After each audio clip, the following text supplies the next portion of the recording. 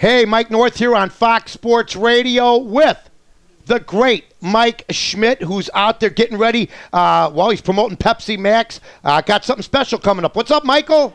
Well, we're in the All-Star City, Kansas City, doing some work for Pepsi Max, part of their campaign. Cal and I announced the two Pepsi Max All-Star teams that will compete in an exhibition game this year, and the two young men that won the prize to be on the teams with us, so it's pretty exciting here in KC right now. Well, that's great, Mike, and it's great to talk to you again. I don't know if you remember me. We visited I think we talked to each other about 8-9 years ago. I remember the interview explicitly because, somebody said, well, Mike Schmidt's coming up. I go, well, we had Kurt Pavak on, Billy Joe Talifer on. It was sound like a celebrity golf event. Yes, it was at the Tom Dreesen in Bolingbrook. Right. In Illinois, and I'll never forget this. I go, look, Mike Schmidt's one of my guys. He's better than Brooks Robinson was. He's better than Santa was, better than Maw. He not only could field his position, he could hit the ball. And so you come up, and I sit down, and the first thing I said, how you doing? You said, fine. And I don't know if you remember, I said, then we got on the subject of our fathers, about how tough I was brought up by my dad, and then you came, you know what, Mike, you said to me, and I don't know if you remember me, you said, my father brought me up somewhat the same way. It was a strict upbringing, but it was an upbringing that made you want to excel and make you push harder to excel what you did. Well, yeah, that's true. Unfortunately, I lost my father last October 29th, I think, and he was a quiet man, and I owe, basically who I am today to him. He was the guy that I kind of feared, the guy that I respected,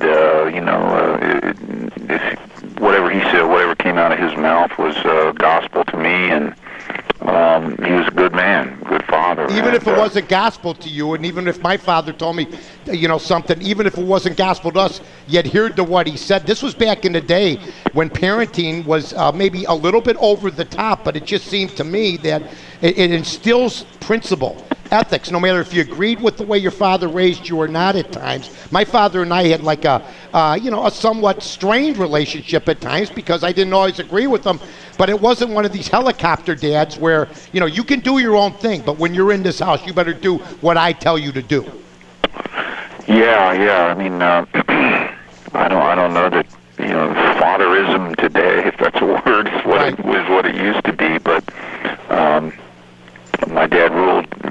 I wouldn't say he ruled with an iron thumb, but I mean, I had my rules and restrictions, and I just was fearful of breaking them. I was fearful of getting on the wrong side of my father, and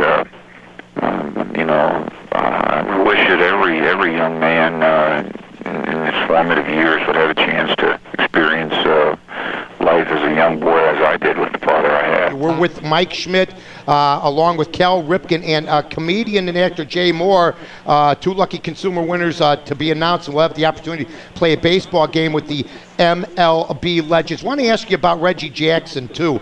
Reggie Jackson, he works for the New York Yankees, but I watch the MLB channel, I watch ESPN sometimes, and they'll be talking about guys like A-Rod, and, they'll say something, he's slowing down, he's getting older, he's got the bad hip. I don't hear now that at one time he was on illegal pharmaceuticals. So Reggie Jackson comes out and says, well, I got to be honest with you. It's cloudy because, he did some of this stuff, and then Reggie Jackson's the one that gets in trouble for telling the truth. It's almost like they're trying to recreate history with some of these guys.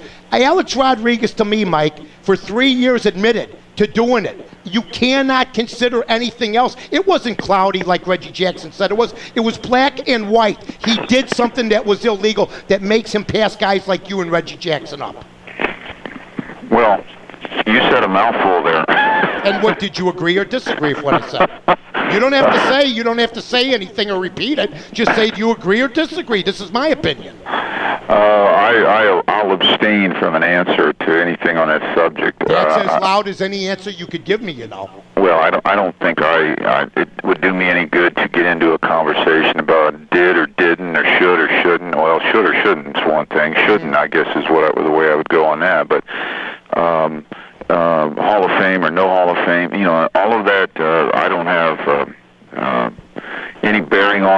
personally, myself, any opinion that I could give, I surely would want to give publicly. I feel bad for Reggie. Of course, he doesn't have the fear of telling it like he sees it, and that's his prerogative. It's a free country. Reggie. Sometimes you can always like Manny being Manny. It was Reggie being Reggie, and you can always fall under that umbrella. And but the Yankees ain't backing him.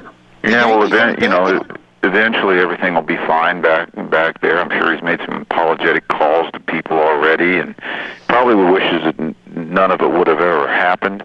The whole idea of whether or not he is telling the truth is a subject for another time. Not to be I get you. Public knowledge if I'm involved in it. So I think you ought to go on to the next question. All right, let's move on to the next question. I know this you've also said, though, back in the day, you might have considered using them if you knew everybody else. I did. I mean, honestly, I'd be lying if in any player of my era or age, I mean, there are few and far between that might be able to say no, they'd never even consider it. But,